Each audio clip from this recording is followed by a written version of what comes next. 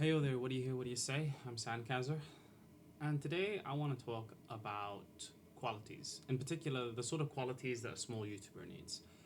I've sort of have gone back and forth as to what exactly the most important quality is that you need to be successful on YouTube.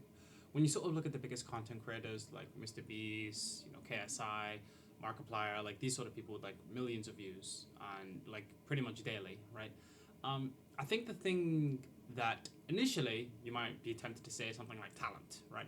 These are people who are very charismatic, or they're very comedic. They have one or two qualities that the rest of us just don't have, right?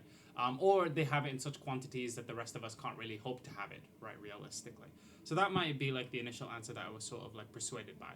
But then I sort of realized, well, there seems to be a lot of YouTubers, like a lot of YouTubers who are very successful. Now, obviously, not all of them are as successful as someone as like Mr. Beast, but a lot of them are still like relatively successful, and they seem to be relatively ordinary, right? Their editing skills aren't incredible. Their sort of ways of communicating aren't particularly noteworthy.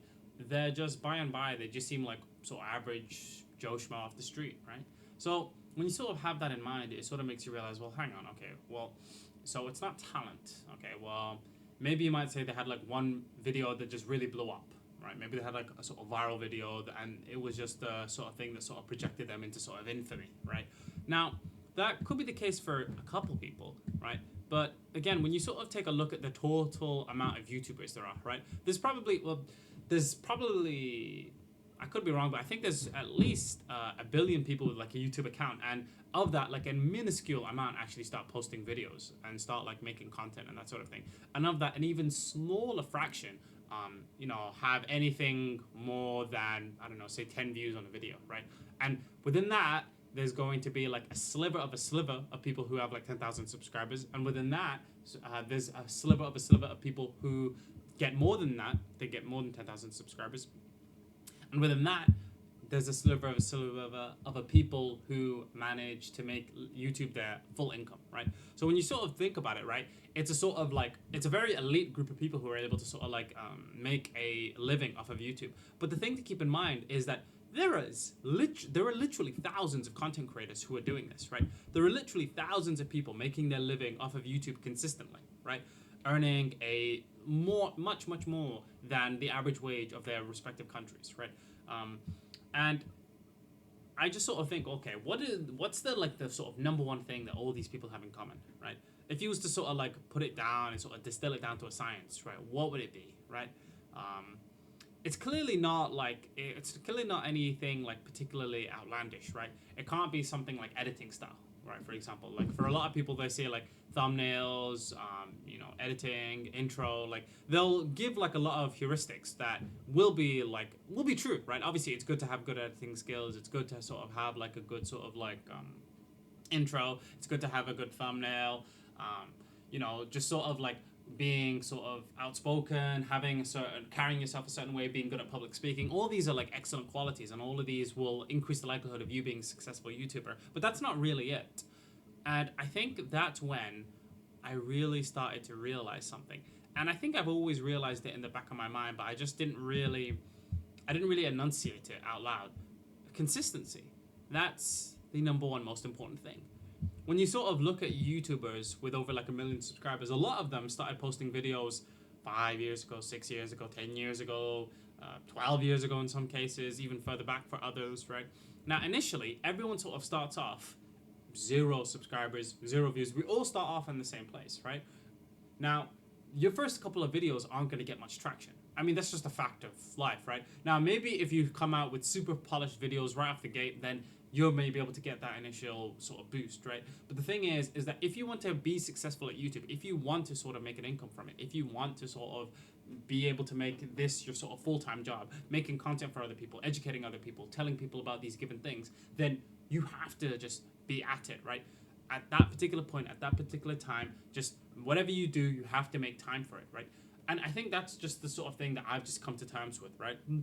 So for me, I've come to terms with the fact that YouTube is now a part of my just life, right? That's how it is, right? So on Wednesdays and Sundays, I'm publishing a video, no matter what.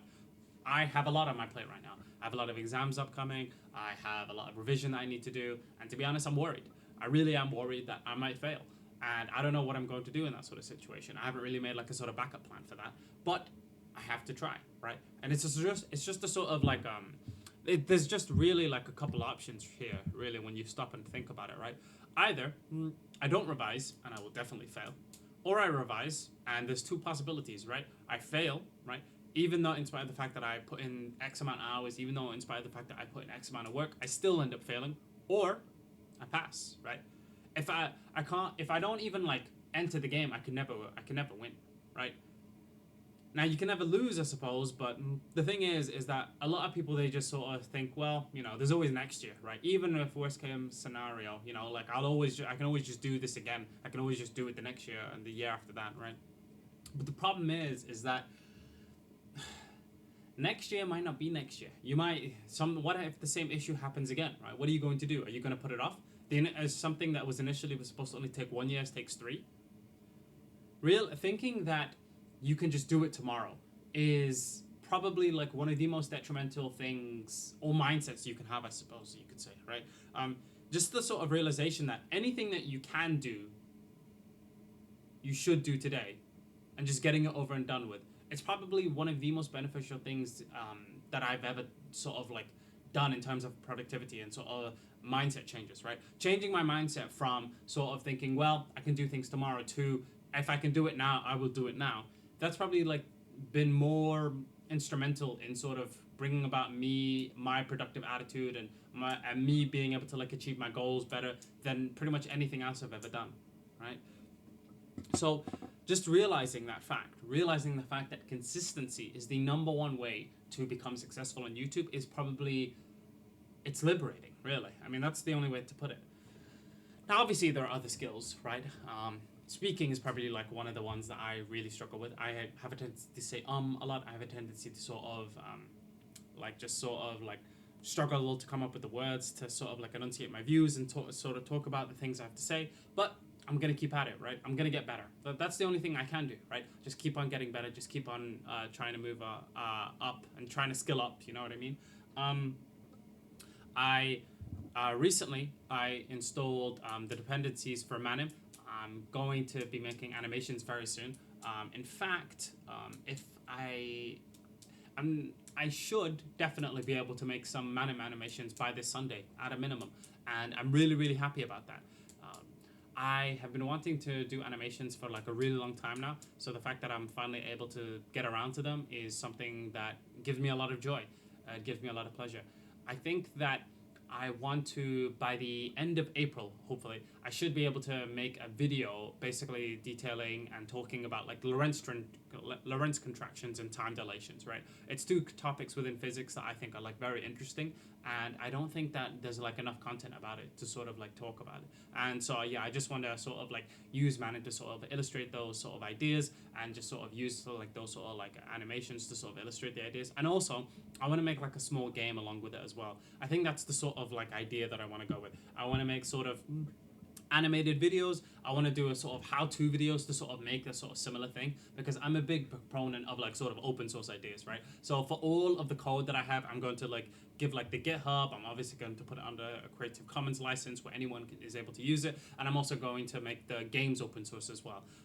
I think that sort of like open source video games isn't really like a topic that gets talked about much on YouTube, unfortunately, which is something that I hope that I will try to change. It's kind of incredible to think about. When you sort of think about these sort of things, there's a non-zero chance that this YouTube channel might one day be my livelihood. There's a non-zero chance that this YouTube channel might end up being home to a thriving community of people who want to sort of advocate for sort of science communication and open source software and debate and free thought. And that fills me with a lot of joy. Really, really, really does. I think something else I would be really interested in doing is sort of encouraging sort of self-learning. So I think what I might end up doing is sort of making like mind maps for like mathematics and physics and these other disciplines as well. Those are mathematics, physics, and philosophy. Like these are pretty much constitutes probably like 80% of like the topics that I want to cover are basically within these fields, right? There might be some other topics that sort of like intersect with them, like computer science maybe, or say, I don't know, art, or game design, right? So that might be like outliers, but for the most part, those three constitute like 80% of what I want to talk about. So yeah, I think I'll leave it at that. Just sort of realizing the fact that consistency is the number one way to success has been really liberating. And yeah, I hope you enjoyed the video. Stay safe. And this is Sandcastle logging out.